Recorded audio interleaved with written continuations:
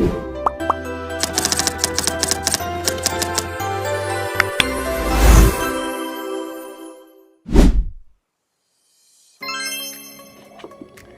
everyone, come back with me Zety Reza. In this time I will talk about the novel Negeri Para Bedebah by Tere Liye. Okay, the first one is that the character in the Negeri Para Bedebah novels. The first is Thomas or Tom. Tom is the protagonist and the main character of the novel.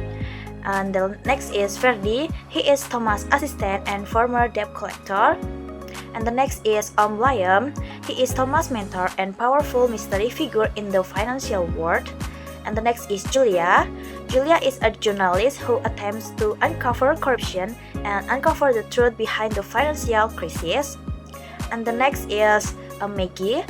She is the sister of Thomas, a doctor who provides a moral compass and a more conventional connection to life.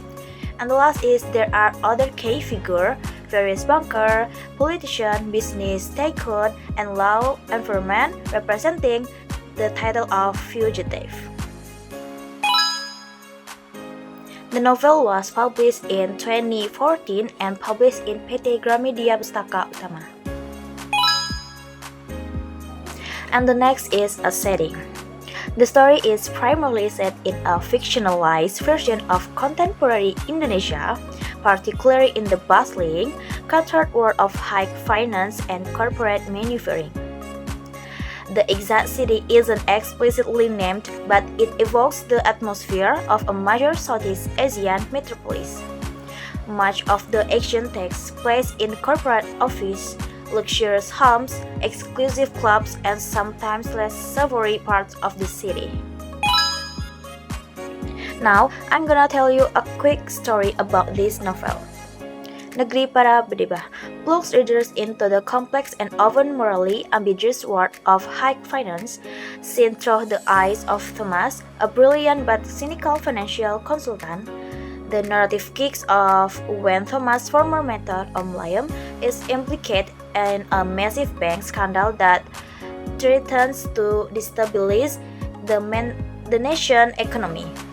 Suddenly, Thomas finds himself thrust into a dangerous game of cat and mouse, pierced by various powerful factions who believe he holds crucial information or is a key player in the unfolding crisis. The plot is a fast-paced thriller characterized by intricate financial schemes, corporate espionage, political machinations, and physical threats. Thomas, with the help of this resourceful assistant Ferdi, must navigate this treacherous landscape using his intellect, cunning, and connection to survive and uncover the truth. Along the way, he encounters Julia, a persistent journalist determined to expose the corruption, and his sister Maggie, who represents a stark contrast to his morally compromised life. The story delves deep into the darker side of capitalism, illustrating how power, greed, and untechnical practices permeate the highest echelons of society. It exposes the hidden networks of Bedebah, the scoundrels, corrupt officials, and ruthless businessmen who manipulate systems for their own gain, often at the expense of ordinary citizens. Thomas, despite his own dubious method, often finds himself in a gray area, sometimes working to mitigate damage or seeking a semblance of justice, even if it's for his own survival. The climax involves a desperate race against time to expose the truth mastermind behind the financial collapse and ensure his own safety. There are some advantages and disadvantages to this novel.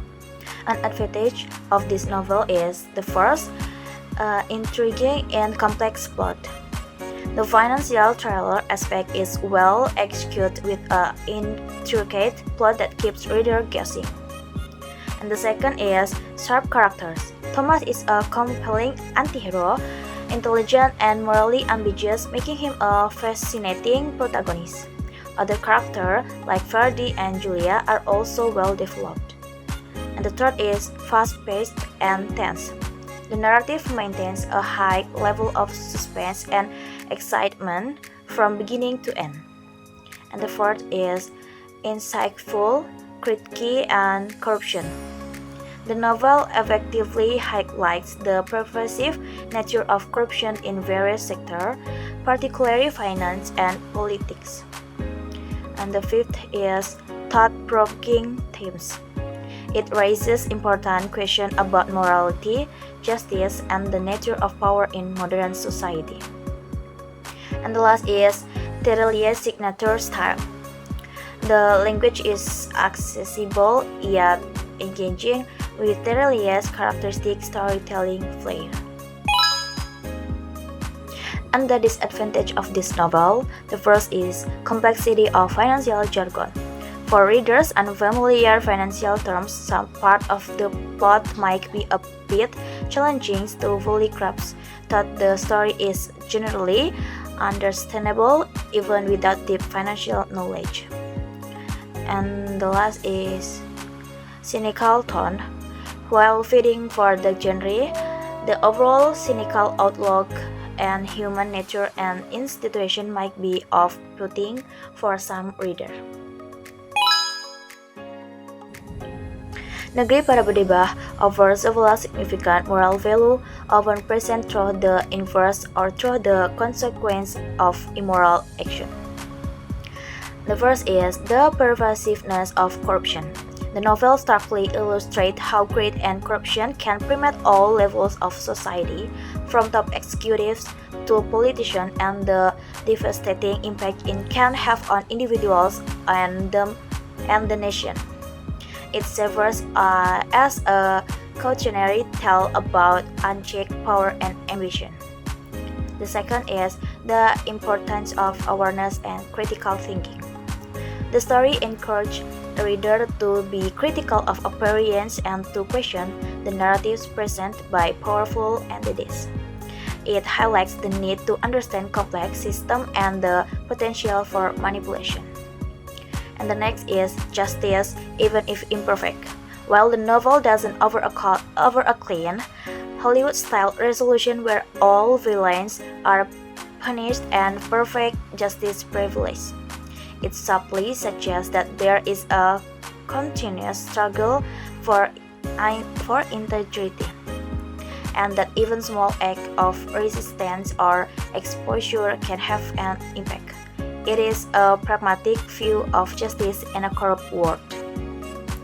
And the last is the value of relationship even in a cynical world.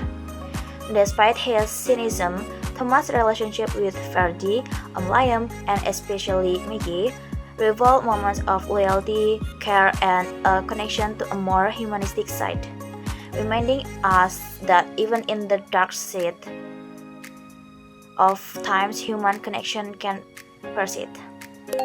Okay, that was my review of the novel Negeri Para Bedebah. Thank you for watching. Bye bye.